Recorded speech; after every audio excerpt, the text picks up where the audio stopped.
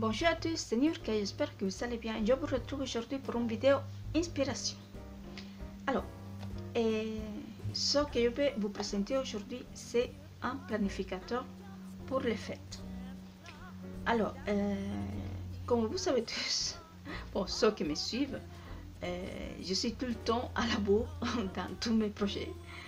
Tout le temps, c'est un retard. Donc, je cherchais des idées pour mieux m'organiser. Je suis tombée sur des idées, des vidéos des planificateurs de Noël, des planeurs de Noël, toutes ces choses-là. Et surtout celui d'un scrapos espagnol que j'ai trouvé génial. Et j'ai pris les idées et je l'ai adapté à moi, à mes besoins. Et j'en ai fait un planificateur pour les fêtes. Donc, elle avait juste fait quelques feuilles et elle l'avait mis dans son décembre daily, je crois. Mais moi, je me suis fait carrément un planificateur qui est pour ça. Donc, comme il n'y avait pas de planeur pour mettre mes feuilles à l'intérieur, je me suis fait comme type classeur. Je me le fais tout entier. Donc, voilà. Donc, tout d'abord, j'ai utilisé pour la couverture du papier un peu imitation cuir. Donc, c'est du papier de la marque Skivertex. Donc, c'est du Skivertex que j'ai acheté dans la boutique L'éclat de verre. Donc, je vous mettrai une barre d'informations comme d'habitude. Donc, c'est un papier qui est super bien. Je trouve que pour faire ce genre de choses, il est bien. Bah, en tout cas, j'espère, c'est la première fois que je l'utilise. J'espère qu'il va bien tenir parce que c'est quelque chose qui va être beaucoup manipulé. Donc voilà. Ensuite, j'ai utilisé pour l'intérieur la collection Merry and Bright de chez EcoPark. Donc c'est une collection de l'année dernière que je vous ai déjà montré. Et en plus, je vous ai montré il n'y a pas très longtemps. Voilà. Donc, voilà, ça se présente comme ceci. Voilà. Donc, le format, c'est, je crois, c'est... Donc, c'est du 19... Non, un petit peu plus. 19 par 22,5 à peu près, hein, plus ou moins. Voilà, et la tranche elle fait 3 cm à peu près, 3 cm et demi la tranche. Donc voilà, donc comme je vous expliquais, j'ai fait stylo classeur. Donc j'ai fait comme d'habitude avec de la cartonnette. J'ai mis des chipboards de la collection, donc Joy. Ici dans la tranche, donc ici c'est les rivets de l'anneau à l'intérieur. Ici j'ai mis un objet, une petite étiquette de la collection avec des petites étoiles, des rubans étoiles, des rubans organza et autres, et un petit gros lot comme ça. Là. Et ici j'ai juste mis la petite étiquette comme ça de la collection, une étiquette de la collection. Donc voilà. Donc voilà. Donc c'est un classeur qui va traîner dans le salon. Voilà. Que tout le monde pourra voir, tout le monde pourra utiliser. Même si j'ai mis quelques trucs que c'est spécialement pour moi. Mais c'est vraiment pour la famille. C'est pour tout le monde. Donc ça se présente comme ceci. Donc à l'intérieur, comme j'ai utilisé ici un papier de la collection qui est assez cherché. J'ai pas voulu faire une pochette trop voyante non plus, donc j'ai fait une pochette en acétate ici. Donc c'est juste pour mettre des petits papiers ou comme j'ai fait ici les cartes. Donc voilà, ici j'ai mis un anneau doré, donc c'est un anneau de classeur, hein. Voilà, des classeurs ou des planeurs. Donc c'est un petit comme ça. Voilà, et derrière, comme ceci. Voilà. Donc dans le planificateur, qu'est-ce que j'ai mis? Donc, tout d'abord, là, la page des gardes, hein, si on peut dire. Donc j'ai mis planificateur de Noël avec un petit shaker que j'ai fait ici. Voilà.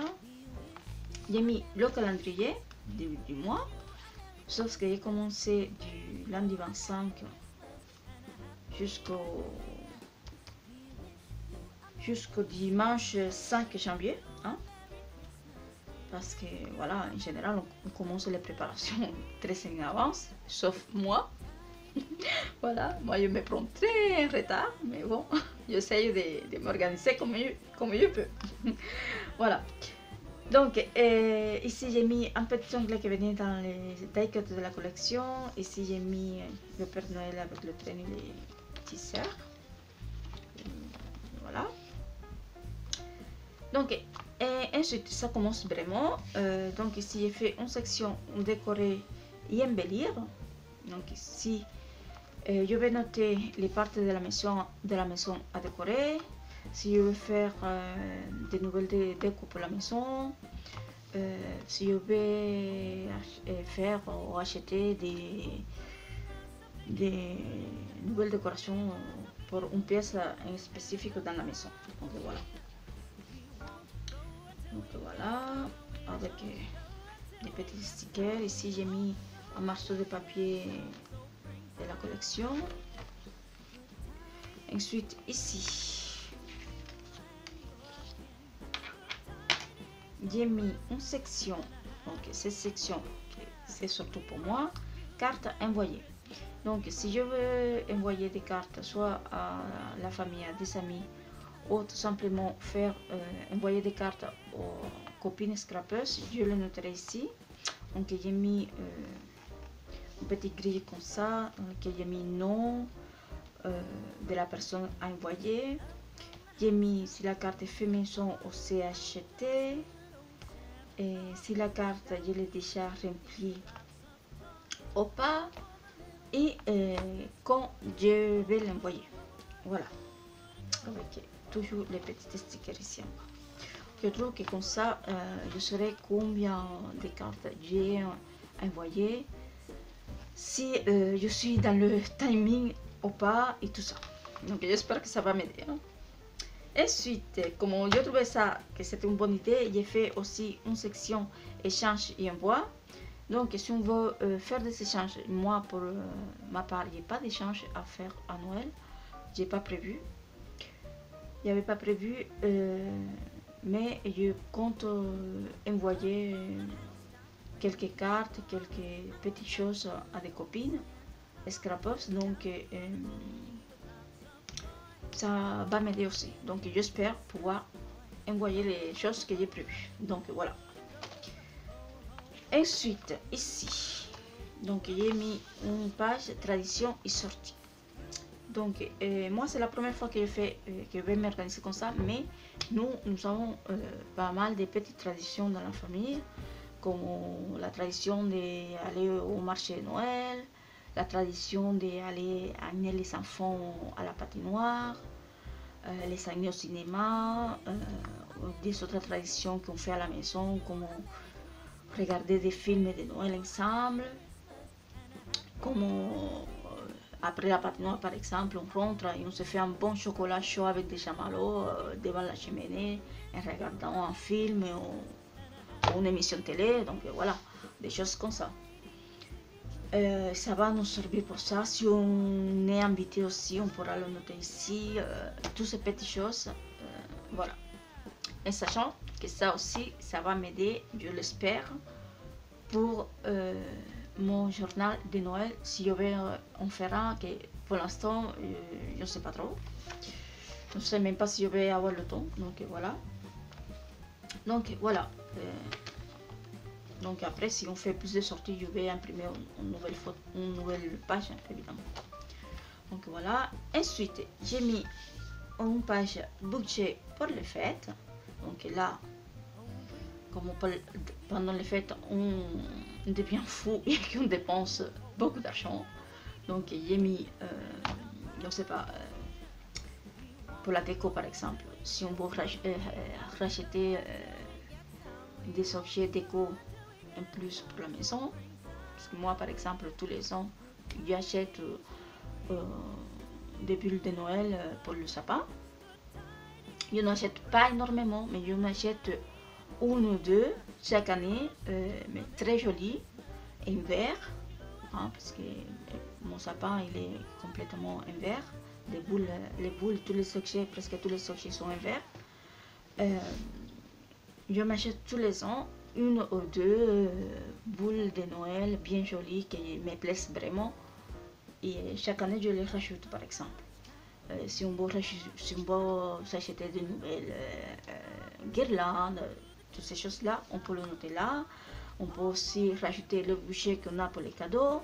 On peut aussi rajouter le budget qu'on a pour les dîners. Si on a des cadeaux à faire à des personnes qui ne sont pas de la famille, aussi on peut rajouter le budget ici. Donc voilà, pour toutes ces choses-là. Donc voilà. Ensuite, j'ai fait une section menu. Donc, si vous avez plusieurs dîners, que ce soit entre collègues, en famille ou entre amis, vous pouvez déjà vous préparer. En tout cas, nous, on a prévu juste 2 dîners pour l'instant.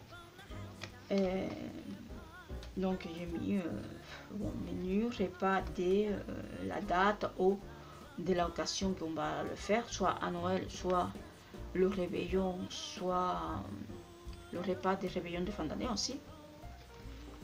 Ensuite, ici j'ai mis entrée, plat, fromage, dessert et vin. Donc voilà. J'en ai imprimé 2 pour l'instant parce que voilà. Ensuite, liste des courses.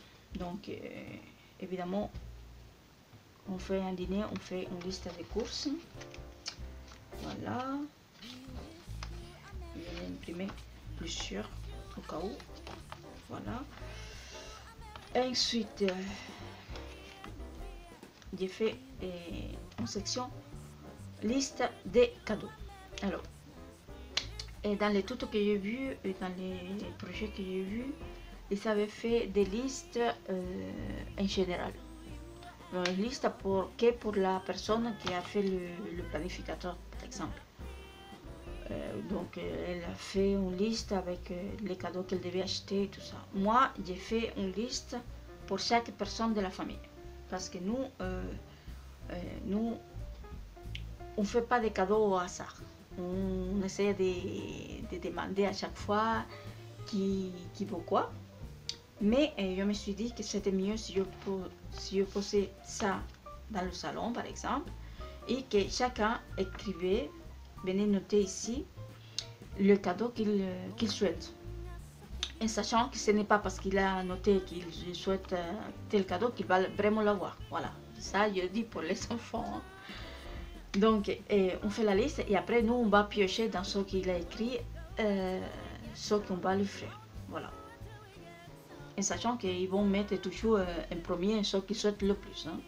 Mais bon, la liste, j'ai mis à peu près une dizaine de caisses, mais la liste des enfants en général sont très très longues. Donc voilà, donc j'ai mis le cadeau, le prix, le prix s'ils connaissent le prix. Hein.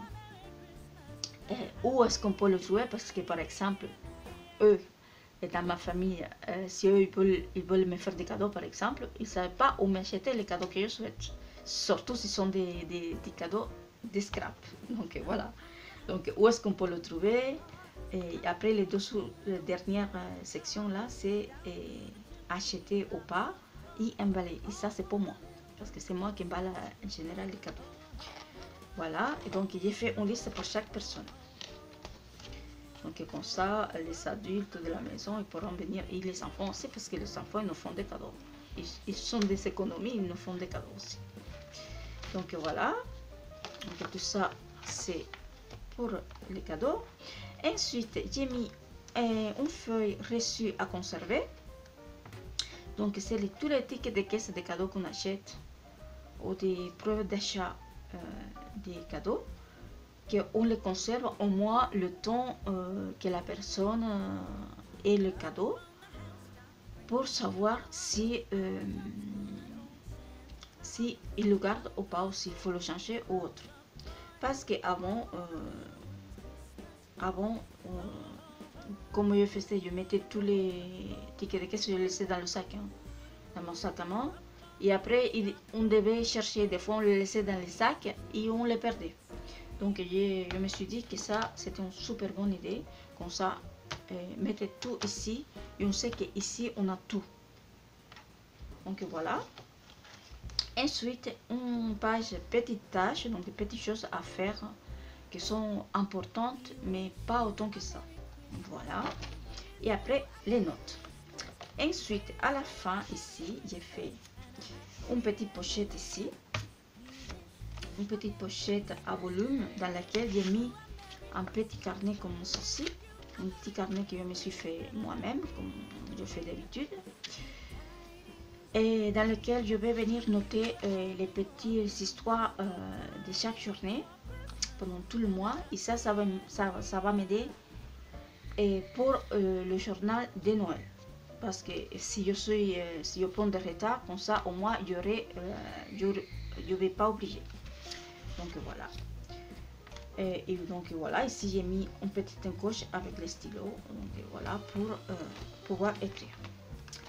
Donc voilà, j'espère que ce planificateur va vraiment m'aider à m'organiser parce que, comme je vous ai dit, je suis tout le temps à la bourre. Donc j'espère, je crois que ça va m'aider. Dites-moi ce que vous en pensez. Dites-moi aussi comment vous vous organisez. Peut-être ça va me donner des idées à moi aussi parce que voilà, ce n'est jamais trop. Et surtout, dites-moi si vous pensez que c'est une bonne idée. Voilà, donc j'espère que cette vidéo vous a plu. N'hésitez pas à me laisser un petit pouce vers le haut si c'est le cas.